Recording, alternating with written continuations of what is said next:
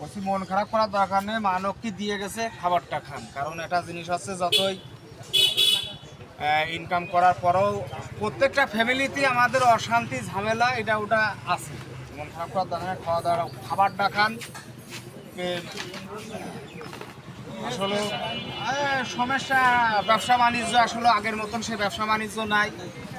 আসলে যারা মধ্য ফ্যামিলি তাদের জন্য অনেকের হয়তো কিস্তি মিস্তি থাকে, মানে মন খারাপ, খাবার দিয়ে গেছে খাবার খাবে না, মানে একটা মনে কষ্ট থাকতে পারে। এবং সমস্যাটা কি অবশ্যই আপনি বলেন যে ব্যবসার ক্ষেত্রে কি সমস্যা?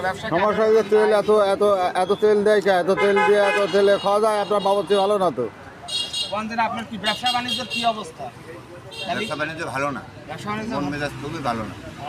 ভাত পানি কালকের ভাত এই যে নষ্ট হচ্ছে, কালকে ভাত দিয়েছে সে ভাতও নষ্ট হচ্ছে। এই দেখো তরকারি দেখেন ইতিমধ্যে কালকেরটা, দেখতে কালকের পাচ্ছেন তরকারি। কালকে খাবার এসে মনের কষ্টে এই খাবার খায়নি। ভাত রয়েছে বটে, কালকে খাবার রয়েছে, এই দেখেন ডাল ভাত, কালকের ভাত রয়েছে নিজে ভাত। করার দরকার নেই। শোনেন, ব্যবসা সবসময় একরকম যায় না, রিজিকের মালিক উপর আল্লাহ তাআলা আছে এবং সঠিক পথে আমরা থাকতে পারি ইনশাআল্লাহ।